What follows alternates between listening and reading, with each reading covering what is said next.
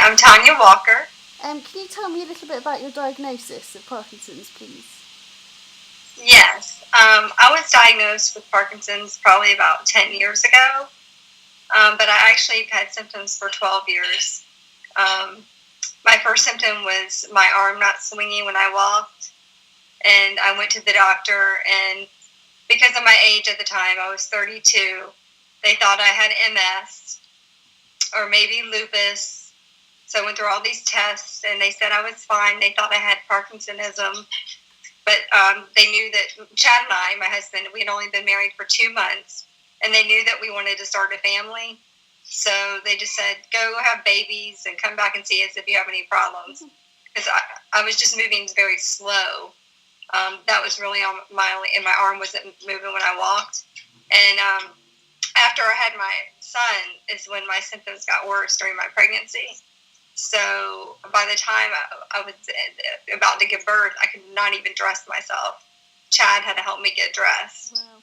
And so after our son was born, I went back to the doctor, and he said, I'm going to refer you to a movement disorder specialist. And I went and saw the movement disorder specialist. And basically after doing the standard tests, tapping your fingers, moving your arms, which I felt like was a sobriety test. They said, my doctor said, you have Parkinson's disease. Wow. And I guess I was in shock to some extent, but I had already looked online, and Google had diagnosed me with Parkinson's. So I was hoping it wasn't true, but lucky me, I won the lottery of young onset. Yeah. You were working at the time as a lawyer, am I right? You were working in law? Yes, I was practicing law, and I was teaching as an adjunct professor also. So what was that like, kind of work and things like that? Was it because obviously you were probably on maternity leave, I'm guessing, when you were when you had your first problems, or? Yes, I was on maternity, and I tried to go back and practice law part-time, and it just didn't work out. And so I transferred over into teaching law students. That's really cool that you kind of found a way of using your skills and your knowledge to but it's probably a bit more flexible than the kind of the world of law, which is notoriously long hours and things like that, I suppose. Yes, I get to use my law degree, and I have a very flexible schedule. I'm off on vacation right now for holiday.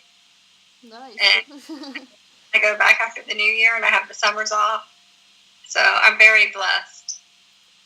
So probably the way that I came about you was I sort of looked online, I looked on Twitter for kind of women that were dealing with Parkinson's, and I kind of really struggled to find people that were dealing with it publicly, because if you look to kind of the media, there's people, there's Muhammad Ali, there's Michael J. Fox, people that were really sort of positive role models of Parkinson's, but actually there's not really any sort of women role models that I know of. So there was people like you that I kind of found and was really interested in what you were doing, and that you were actually making Parkinson's glamorous somehow. Like you were actually maintaining your glamour and your sort of female kind ofness, and kind of living with a neurological condition, which was something I was really impressed by and really sort of inspired by. Thank you. So the shoe maven, how did that come about? Were you always kind of been interested in fashion, or is it something that's kind of stemmed from? Actually, I would have never had a blog but for having Parkinson's. It's interesting you say that there's not that many women out there that are really public with their diagnosis, because I actually lived in basically in silence until I had DBS, deep brain stimulation surgery. I did not want to tell anyone I had Parkinson's. I hid it. I didn't even talk to my husband about it. Obviously he knew, but I only told a few people about it. And it wasn't until after I was diagnosed, after I had the deep brain stimulation, that I felt like myself again, because before the surgery, I was basically having dystonia really bad in my feet, and it was very unpredictable, and I felt like I was on the verge of being in a wheelchair. Wow. And, I've always loved shoes my whole life, and I was unable to wear my favorite high heels. I'm only 5 feet tall and a half of an inch, so I need all the help I can get. And I couldn't wear my favorite shoes before the surgery. And one of the benefits was I kind of regained my balance, and the dystonia had gone away, so I was able to put on my favorite high heels again. So the Shoe Maven was born out of a celebration of being able to wear shoes. And my husband and I talked about it, and I thought, if I was living in silence for 5 years at least, how many other women or men out there are living in silence? So because, to have Parkinson's and to get so young is not very common. And it seems like more and more people are coming out with their diagnosis. Younger people are. Versus when I was initially diagnosed 10 years ago, there wasn't that much information out there. So the Shoe Maven is really so I can share my love for fashion and shoes, and also bring about awareness for young onset Parkinson's and Parkinson's disease in general. Yeah. Because a lot of people don't even know what Parkinson's is. Yeah, I think there's still that there is that barrier of people not really understanding it, and definitely not understanding that younger people can get it. Right. But yeah, I find it fascinating, and it was kind of really interesting to me to see what you were doing with the Shoe Maven, because I have foot dystonia as well, probably not to the extent that you have, but actually I've kind of resorted to trainers and things like that, and it's my kind of excuse is to wear trainers, because I do love trainers, but it's nice to wear heels and shoes from time to time that you feel glamorous in. And I think Parkinson's tries to strip that sort of, glamour and feeling of, entering a room. It's kind of, that power that you have as a woman is sometimes stripped away from you with Parkinson's. And I think if you can gain that back somehow, it's kind of feels like you've given one to Parkinson's, you've hit it back a little bit. Yes, it is interesting that you say that, because, you can change the look of an outfit by the different shoes you wear. If you wear flats or, even a small heel or a very high heel, you can have the same black dress on and take on a different appearance. And I think with each shoe, for me at least personally, it gives you a certain feeling and certain confidence. And it's not even a feeling for anyone else, it's a feeling for you. I know, like, if I've got friends that go for job interviews and they'll wear heels when they never wear heels normally. And I think it's a psychological thing sometimes that, it's for your own, it's not for other people, it's for you. Yes. Your husband, Chad, is it? Am I right in the fact that he takes the photos for the Shoe Maven? Yes, he does. And he's also a lawyer. And so that's his day job. And then he literally, when we started this, he had no idea how to use this camera. I took a class and I showed him what the buttons on it meant. And they did to some extent, but he's really learned a lot, and he's come a long way in the years that we've been doing this. So he is my photographer, yes, and he's actually, I couldn't do this without his support. Well, I was going to say, kind of sort of having met your family, they feel like a very supportive family, and that they sort of really understand Parkinson's, and sort of, they were there with you at the event in Portland, and it felt very much like they sort of are there for you, 100%, and there for you with your Parkinson's, it must be a really vital thing.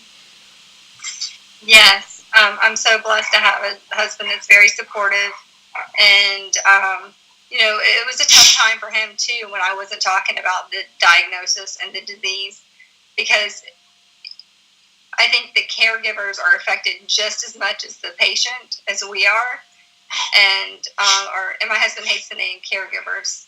He doesn't even like care partners. He's like, I'm your husband. Yeah. I took a vow, sickness and in health, and I'm going to be your husband. So that's his approach to it, and he it was a struggle for him because he couldn't talk about it to me, and he needed to communicate with somebody. It's just not healthy not to discuss something that's the elephant in the room and completely unavoidable when you can't walk because your feet are turning. And so I think it's been really almost cathartic for both of us to do the Shoe Maven, and even for my son. He's only known me with Parkinson's. And he asked me one day, he said, Mommy, what were you like before Parkinson's? And I said, I was the same. I just didn't have, the slowness and the rigidity. But I showed him a picture. I'm like, see this picture? This is our wedding day, and I didn't have Parkinson's then. And see the picture of you and I said, do I look the same? He said, yes. Aww.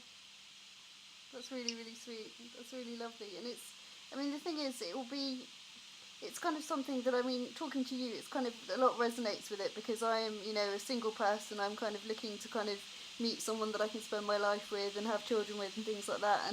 And actually, I don't want that person to be my caregiver. I want that person to be my husband and my boyfriend and the person that I love. And I think that's a really vital balance of sort of that person seeing you as a human rather than the person that they love and the person that they married rather than the person they care for. It's a really difficult balance. Absolutely. And actually, before I had the surgery, when my symptoms were getting really, they were not managed by the medicine anymore, I found myself kind of trying to hide certain things from my husband, like symptoms, because I didn't want him to be upset by what he was seeing. Like, I wanted him to think that I was okay. But, I mean, you can't really hide Parkinson's. You can only hide it for so long. It does have a habit of pushing itself out, doesn't it? Yes. So when did you have your DBS? How long ago was it? I had DBS initially in, sorry, I have to think about it. It was August of 2013 is when I had the procedure done on my right side, because of my left side was predominantly impacted. Mm-hmm. My right side was okay. And so it wasn't until April of 2015, so almost 2 years later, that I had the left side done for the right side of my body. Because after I had the first side done, it was like Parkinson's was like, screw you, I'm going over to the right side now. It's an arsehole, isn't it?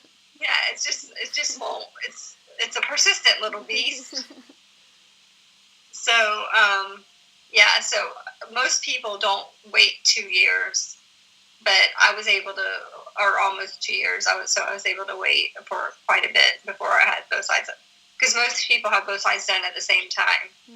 I was about to say, I didn't know that it was a thing that you had on different sides, which is probably because I've only heard of people having one operation at one time. That's probably why then. Yes, and I mean, because my right side was really not impacted. It was kind of interesting. When I was diagnosed 10 years ago, my doctor told me the options available for treatment. He mentioned DBS, and I was like, you're crazy. I'm not having a hole drilled in my head. And here I sit 10 years later having it done twice. Yeah. And it sounds like it's really changed your life. Yes. We would not be having this conversation but for me having the procedure. That's powerful stuff.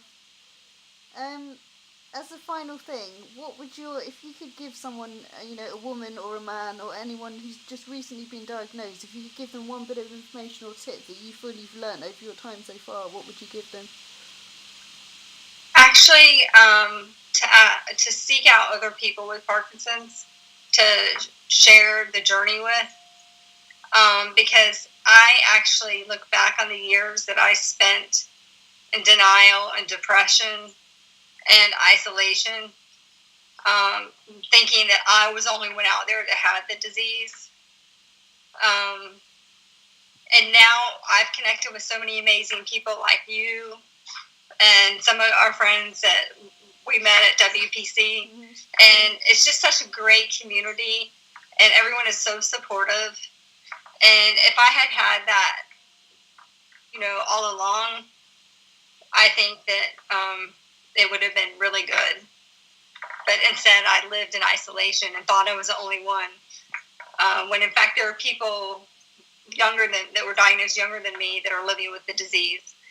And then I regretted the fact that, because I've become very involved in fundraising for the Michael J. Fox Foundation, I regretted all those years that I deemed wasted because I wasn't out there fundraising for a cure. So I would say just try to connect with other people with Parkinson's,